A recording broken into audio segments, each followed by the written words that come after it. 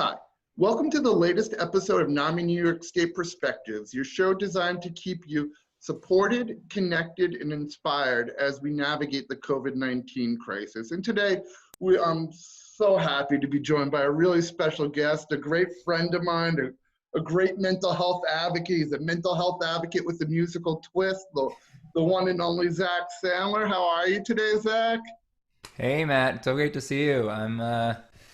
I like to think about what I'm going to say when you ask me that, Yeah. and I want to be specific. And today I'm actually feeling joyful, mostly. Yesterday I had a fantastic birthday, probably my Yes, happy best belated. one. Thank you. Thank you. My girlfriend Lena just did a amazing job, and my friends, we did virtual karaoke Oh, last night, which was super fun. So yeah, anyone so with listening to you and this. your friends, that must be really a hell of a karaoke session. So, for those who don't know Zak, amongst his many accolades, he is the recipient of the 2018 NAMI New York State Young Leader Award. He is an incredible musician who's been featured in the Broadway pits playing piano for the Broadway shows Wicked and Mean Girls. And he is also the author of his own play about his mental health challenges, Inside My Head, which, if people have been to the NAMI New York State Education Conference the past couple of years, you've been lucky enough to see Zak live and perform. So all these things, I mean, you're just such a remarkable guy. It's like there's so many things to talk about with you. It doesn't even know where to start, but kind of building on what we're talking on now, like just kind of started like checking in and it's so amazing to me to see as we navigate this, like things like birthdays that maybe people took for granted before. Some people are birthday people, some people are not birthday people, but people are really trying to rally around people to make these occasions special. So again, can you kind of just talk about how you're navigating all of this and how you're doing as a whole? Yeah, I'd love to. Thanks, Matt. Yeah. Yeah, I mean, as I think we all know, it's a really unusual time, very big change from what we're used to, and also very challenging in a lot of ways. And also, I think a very unique opportunity to challenge the habits that we've had for a long time, at least in my case, Yeah. 20, 30 years. I just turned 34 yesterday, believe it or not.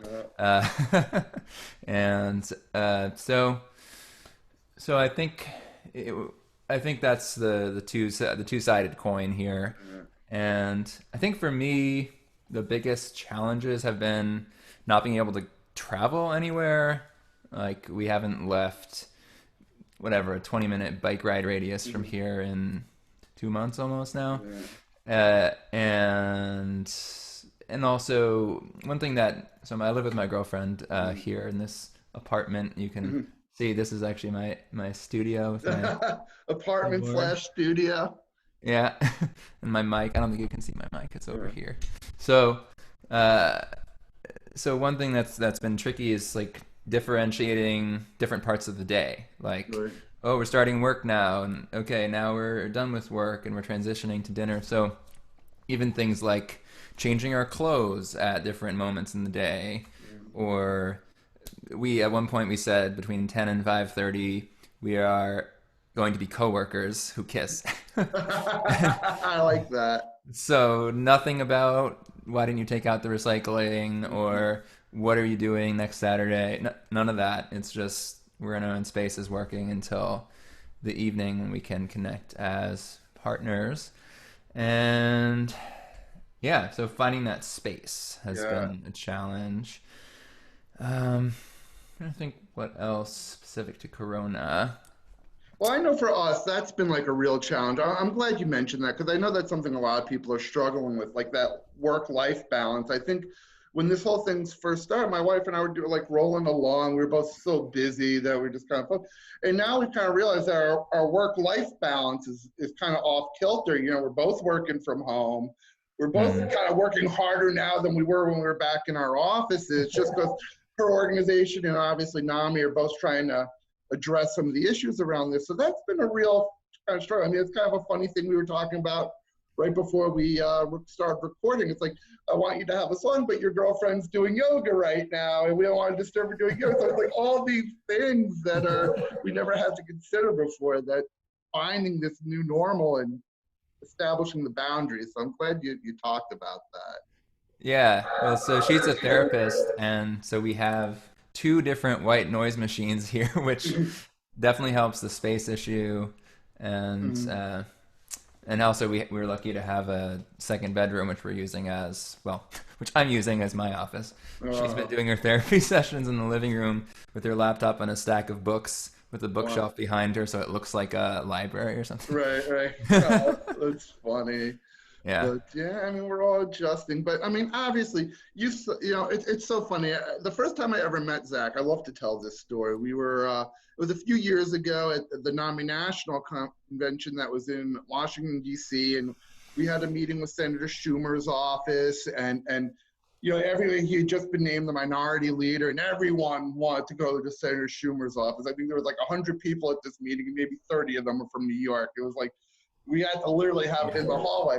And I'd never met Zak before, and he came up to me and said, "Do you mind if I tell my story to the senator's staff?" I was like, "Sure, of course." And you know, you told this incredible story, and I was like, "Wow, who is this guy? How have I never met him before?" But can you kind of talk about what led you to tell your story first, just to become an advocate, and then kind of talk about how you've put a musical twist on your advocacy? Well said, Matt.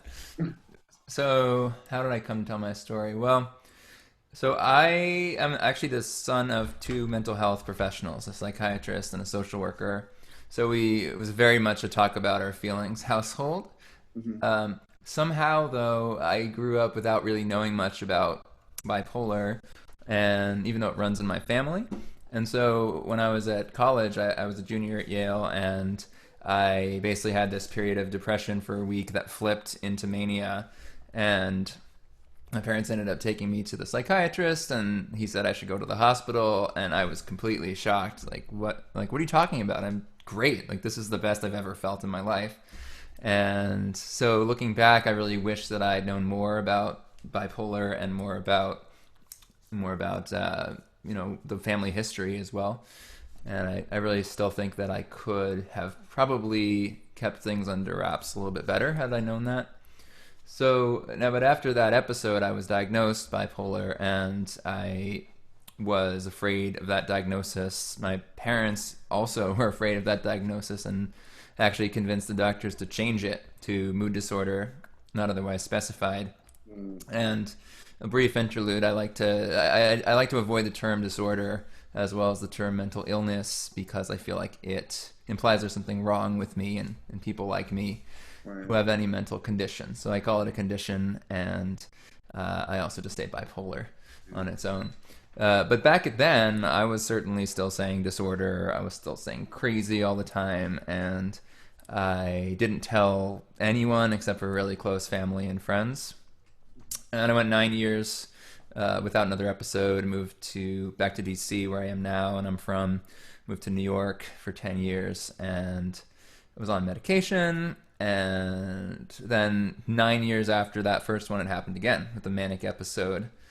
And at that point, I decided, you know, this has happened twice. I guess this is just something I should accept about myself. And that definitely opened up some doors, because my ex-wife suggested I write about my own life, and especially this issue. And in 2015, I started writing about bipolars, a show that's gone through a bunch of versions and now is inside my head, which I'm very happy to be doing part of this coming Saturday with you guys, NAMI New York Yep. State. Yeah, I almost And like to even plug our own event here. So yeah, for those who do want to see more of musical advocacy, mental health advocacy with a musical twist, we are going to have Zak doing a part of his show for us next Saturday, this coming Saturday, May 16th at 7 o'clock. We'll be sending out a registration link with this episode. So I mean, obviously very excited for that. And so I do want to dig in on this. A couple different things I want to ask you about doing the show, but even before we get to the show, something you did that amazed me more than anything. I got to tell you, and I don't know if we've ever talked about this or not, but not in 2019, but in 2018, when you performed at the education conference, you kind of broke your presentation into two parts. The first part, well, the second part was the music itself, but the first part was you recalling a manic episode. hmm, And you went so deep. Like, I almost was like, I was scared. I got to tell you, I'm like, has he crossed over? You know what I mean? Like, so I want to ask you, for someone who's had manic episodes or had those type of episodes, to get into that headspace and get into that place and take people with you there.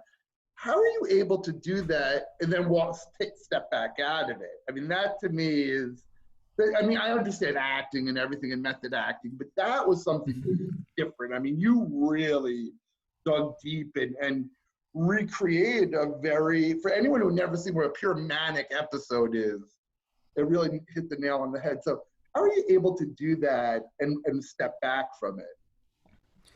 Yeah, thanks. That's a great question. And I want to convey two examples because they're very different. So, the monologue you're talking about was about my first episode, junior year of college, which happened in 2006. And this performance was in 2017. So, 11 years had passed. I had a lot of perspective and distance. I didn't start writing at all, as I mentioned, until 2015. So, 9 years there. And I think, as I was saying, that the first step was to accept the bipolar part of me, and another step was I had a friend who suggested I personify these parts of my brain. So in the current show, my depression is a guy named Doug, my mania is a guy named Mark, and my paranoia is a girl named Patty. And I actually use that in my real life. I will actually have conversations with Mark when I feel the hypomania coming on. That's the less severe mania that it usually starts with. And in terms of the creative process, I mean, definitely the first step is writing it for me. And I want to relay a quote that I just heard, which is that the obstacle to your ability to write is not your talent, it is getting interrupted. And I So just true. love that. It's I so love true. that. Someone, I don't even know if I've told you this, but in my past life, I wrote plays, not musicals, but I did write a couple of plays. And so much of writing is just showing up and doing it, Yes. and something we definitely have talked about in this episode. I'd love to get your take on this is such a great time to tap into your creativity.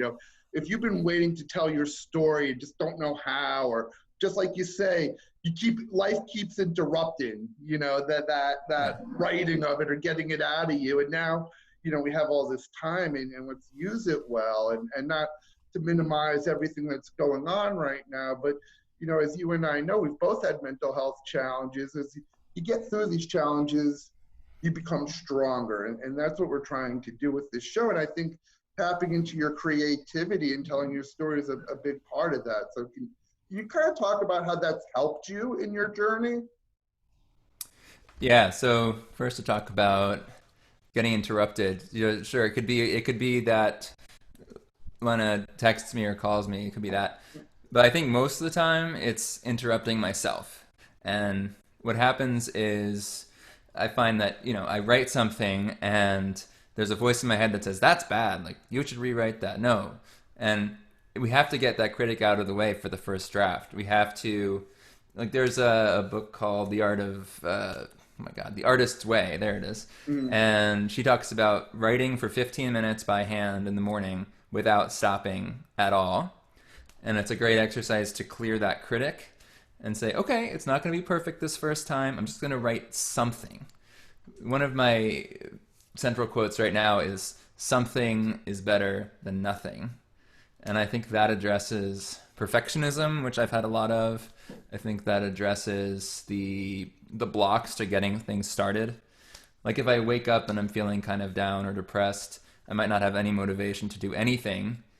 And I'm a guy who likes to plan ahead, know my whole day. And if I feel like that, there's no way I can do that. So I'll just say, okay, I'm gonna get out of bed. That's my plan. Or I'm gonna go outside. That's my plan. So just something is better than nothing, and that definitely applies for writing. And then was there another? I have something to say about staying creative in this time with Corona. Is that where Yeah, you well, want to let's go? switch. Yeah, we go on to that. And then I think the third part of the question was how has being creative helped you in your recovery journey? Oh, great. Okay.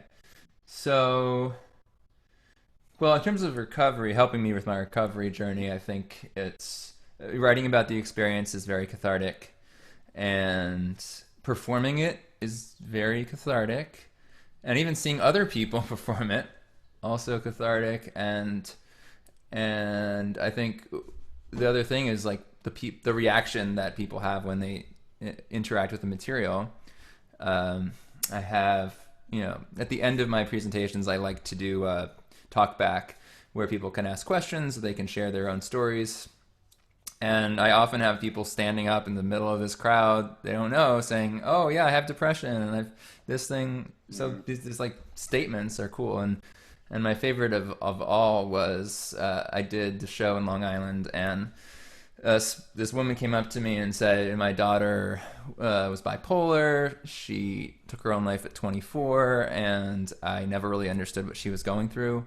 Wow. And having watched your show, I understand." Wow. I mean, Like, that's, crying. that's something that's so interesting. That just blew me away. I mean, to give that gift you gave that mother, that the pain, obviously, any family that's survived a suicide and have had to move on, people, tend to blame themselves. Is there something I could have done? Or something I've missed? But when you were able to see what's actually inside your head, which was similar to what was inside her head, it probably gave that woman so many answers, and taking the blame off of herself. That's amazing. That's really Yeah, blown thank away. you. And I think we feel alone a lot of the time, and whether or not we have a mental health condition. And I think to be able to share our struggles, our vulnerabilities, that really is a way to come together, and Wow. that's what we need.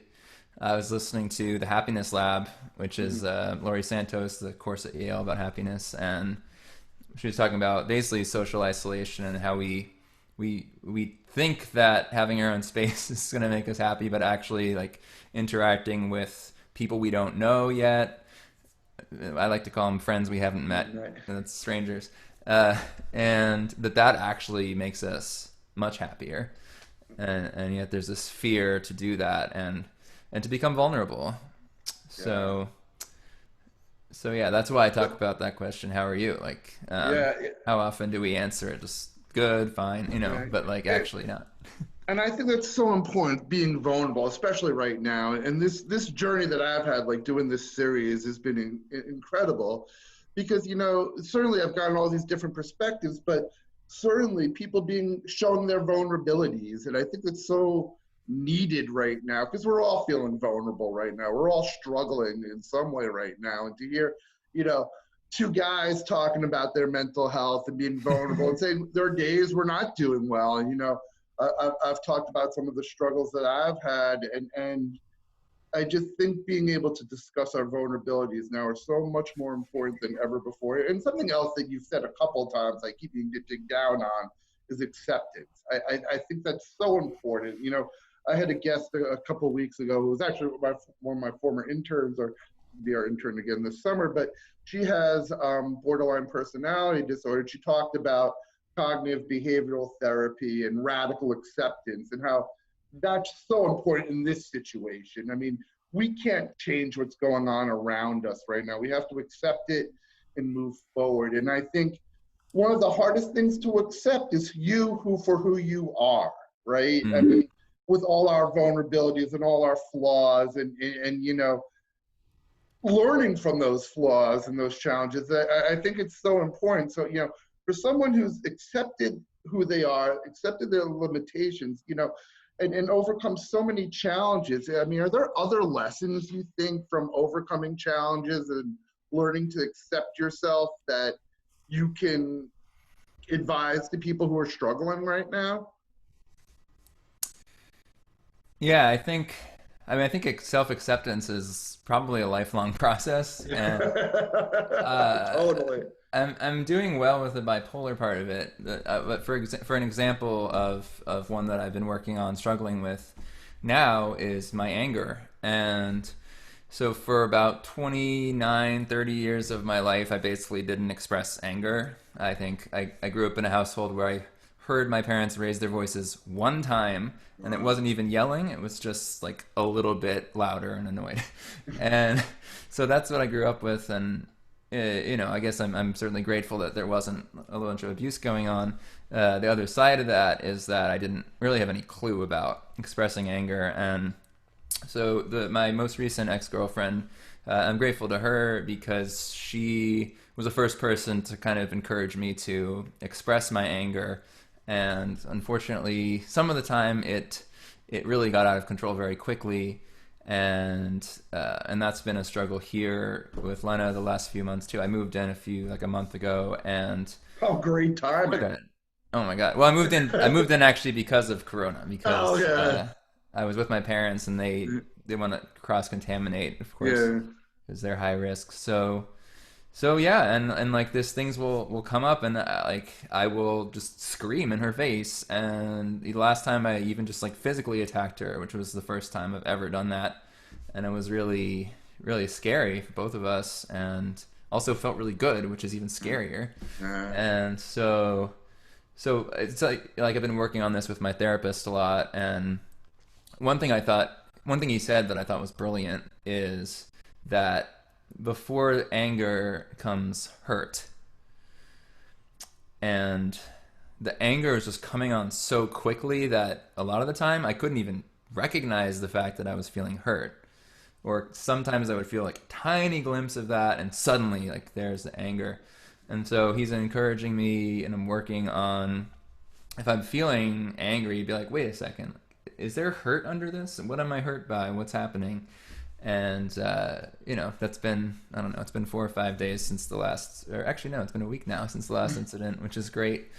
And I have been really aware of that now, the hurt, that, because I think, speaking of vulnerability, that hurt feelings are some of the hardest to talk about. Yeah, I mean, dude, it's so, like, I'm just blown away because there's so many parallels. Like, I'm someone who struggles with anger issues, and I don't have a poker face.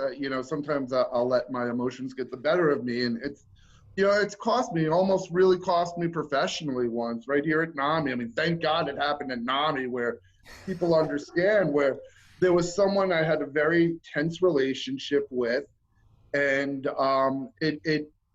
it was like, that steam valve coming up, and I couldn't control the steam, and I exploded. And it was at a board meeting. It was horrible. It was like the worst incident of my life. But what you said, it like, a lot of that anger, there was a lot there, but a lot of it did come from hurt. This is someone who I felt was insulting me, who,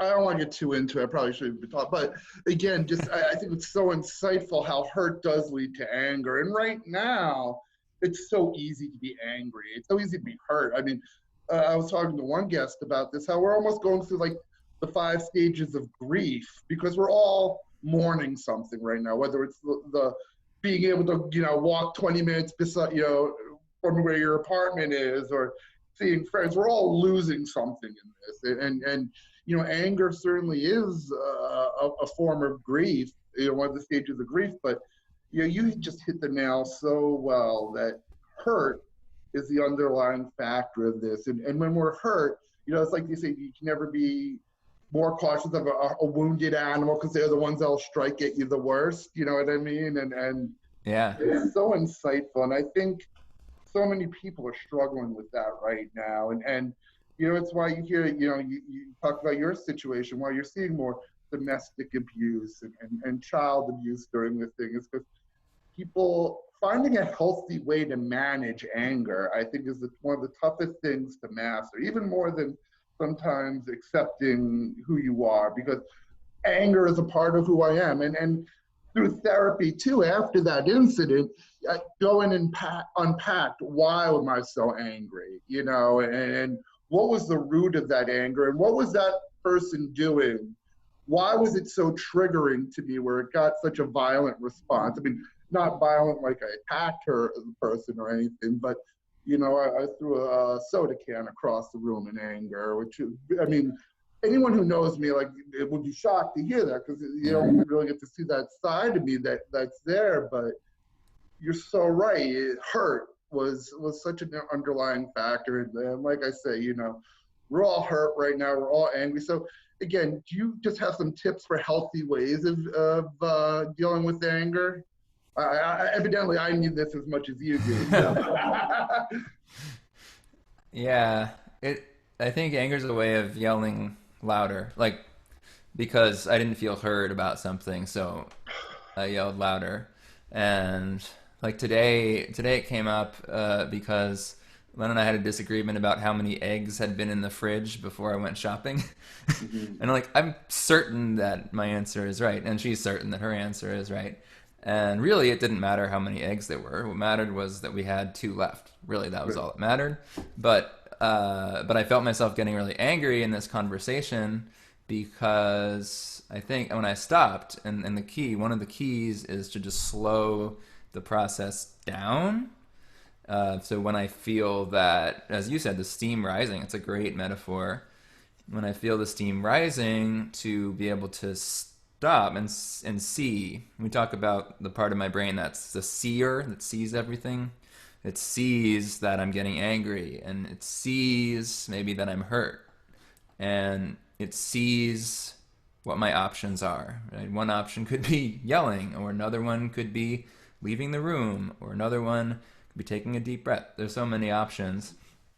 And so I think today, well, I did say I'm starting to feel angry, and in the past I've noticed that sometimes she will say, "Well, I'm feeling angry too," and like that has really set me off. And I think it's because I feel like it's hard for me sometimes to express I'm feeling that way, and it feels like she's not hearing what I'm saying. And not only that, but I've made her angry, so now I feel guilty that I made her angry.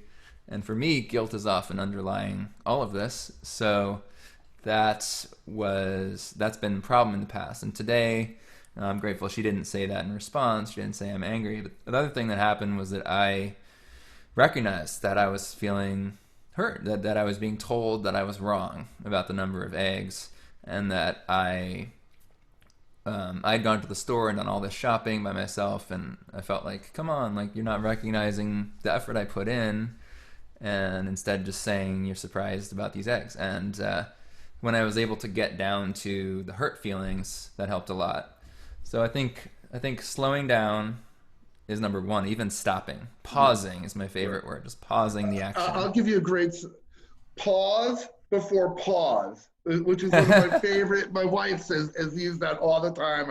I use it when I do mental health in the workplace, because so much of our gut is just to react and not pause before we use our pause, if you know what I mean. And that's such a It's huge great. thing. And it's something, I think everyone's struggling with now. And thank you for being so open about it. One thing my wife and I were just talking about this, because we both, we're stressful jobs right now. We're on top of each other. There's no place to really go. But one thing she said, listen, we're both going to designate a chair in the house. If we see the other one in the chair, that's our timeout space. Don't Ooh, talk to the other one.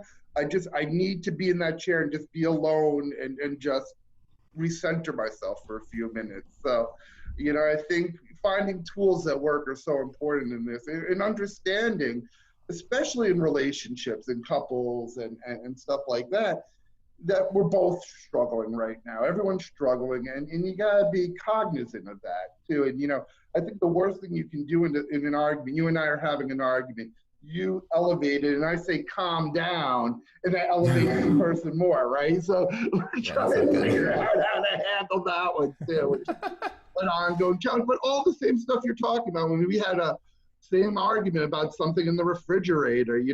Why didn't you tell me there was another bag of spinach in the refrigerator? It's going to go bad. It's so many challenges right now, and I'm thank you for sharing that, and because I think we're all experiencing that, and you articulated it so well, and you Thank you. know, Yeah, I want to just add, like, first of all, I think the pause before pause is great, and the chair is excellent. Maybe I'll propose that here, and but just to emphasize the importance of the pause, because you were talking about reactivity versus thinking something through, and we know that the forebrain, the cortex, cerebral cortex, is the one that thinks it through, and the limbic system, the amygdala, is the reactivity. And anger is pretty much pure reactivity.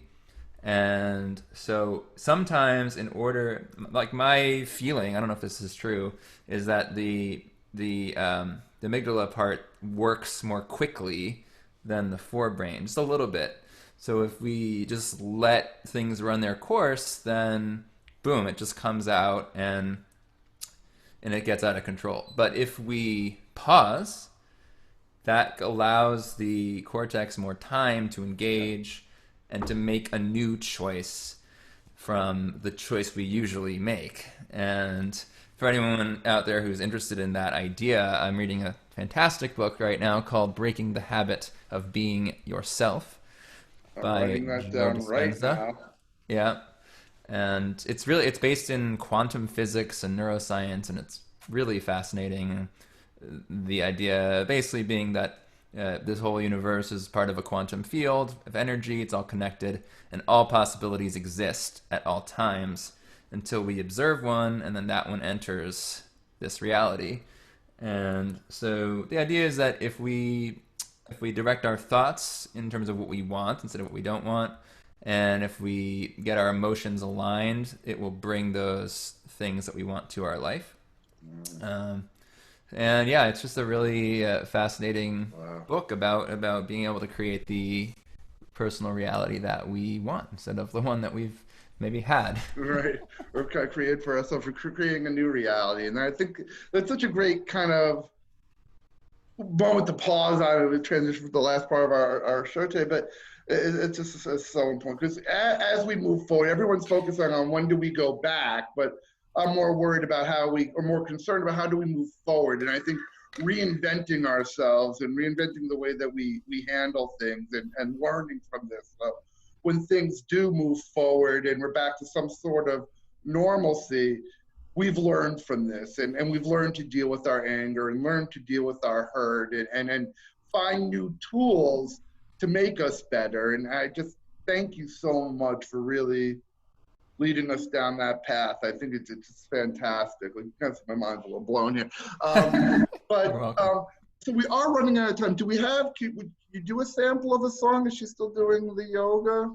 Ooh, I don't know. It's probably fine. All right. Well, just a little sample so people know what they can experience this coming Saturday night, May 16th, 7 o'clock. The great Zak Sandler. Musical mental health advocate with a musical twist. I keep calling you a musical advocate, which I guess you are too. So that's not legit. Yeah. Why not? Yeah. Yeah, totally. I can do that. And if I may, I would just love to throw out two ideas for this Corona time. Sure. Being creative. So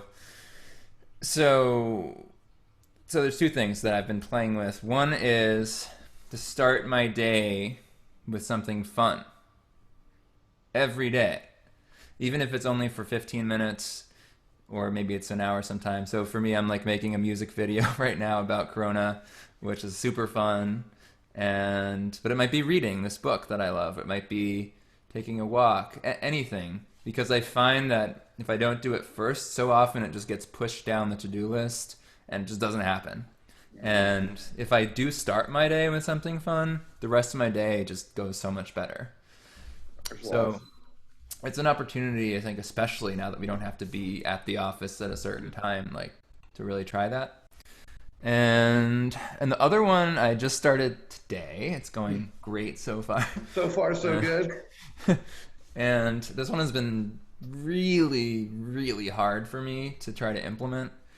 Because as I mentioned, I'm the kind of guy who has so many things he wants to do. And like I looked at my old appointment book from a year ago. I had like 9 to 10 things on my to-do list some days.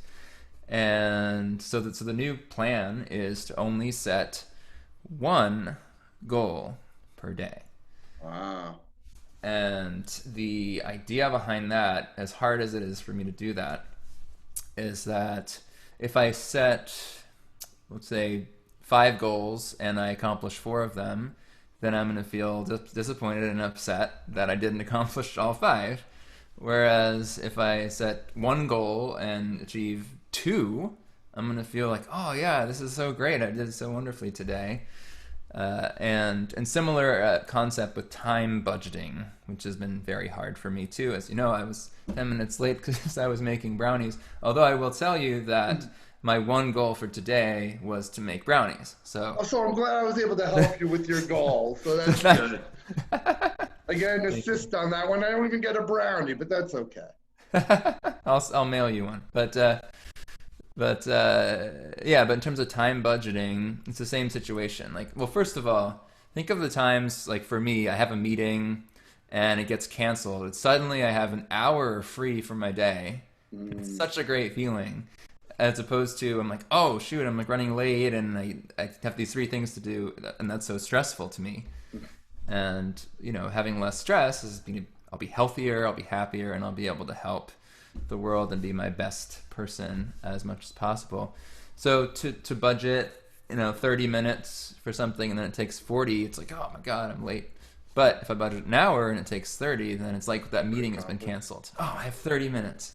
So that's what I'm trying. One goal per day. Great advice. Yeah. Thank you. You can email me and check in with me in a week and see how it's going. How that's going. We'll see on show night how well that's coming. So we'll check in with you in a week. Yeah. Thank you. Okay, so I'm gonna play something if that's all right. I'm gonna switch the view so people don't have to see me sing them along. So the floor is yours. Okay. All right. So this is I'm trying to think. Yeah, I'll just do this part. So this is the first song in the show inside my head, and no, I don't think you need to know anything because it's the first song. So here we go.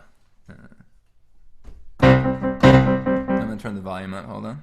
How's that? Good. Okay, here we go.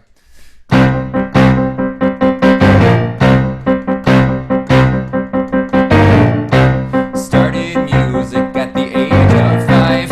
When I played piano, my soul came alive. Learned to sight read symphonies of my choice. Sang in operas using my soprano voice. Now I act and sing and play and write shows too. Orchestrate, arrange, transcribe, give you a cue. My 8 different dreams are each so much fun. So I will be following everyone. Now it's me. I know where I'm going. Now it's me. Last evidence is growing. You'll see. So Broadway will be calling on my phone. 'Cause finally it's time. I'm fully grown.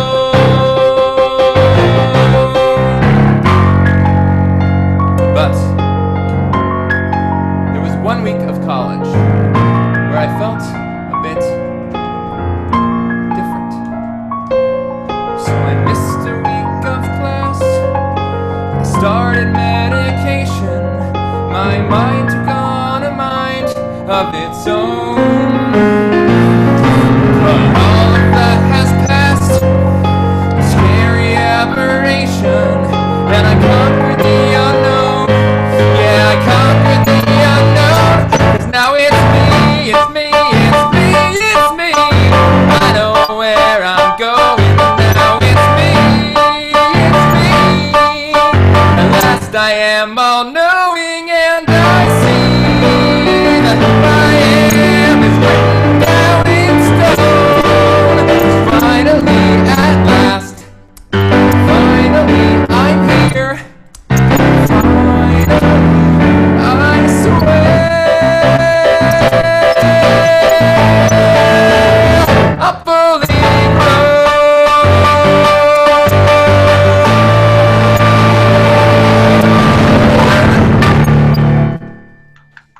That was great, and just a very small sample of what you're going to get Saturday night, May 16th, as Zak's going to give us a little more of Inside My Head. So Zak, I can't thank you enough, for constantly sharing your talents with us, for really taking such a unique approach to mental health advocacy. I mean, not just the musical twist, but you're just so great in telling your story both musically and verbally. And you gave us so much food for thought today. And I can't thank you enough. I feel like I could have kept going with this conversation. So excited to have you, have you join us this Saturday night at 7 o'clock, and people will send out the registration link. It should be just a great evening. No better way to spend a Saturday night than with this talented advocate right here. So thank you for all that you do, for being a friend, and just being such a positive voice, and being such a real voice too, because you're not just positive. It's not like you sugarcoat these issues here. You present them in a really real way, which I'm so astonished by what you do. So thank you for sharing it with us. Thank you for being our guest today. I just appreciate everything you do. Thank you, Matt. Thank you for having me on the show. It's an honor, and I love you guys, and I can't wait to do more with you. All right. So again, we'll all see you on Saturday night, May 16th, where we get to rock out with Zak and learn a little bit more about what's inside his head, a lot of great songs. And of course, we'll see you next time on the next episode of NAMI New York State Perspectives.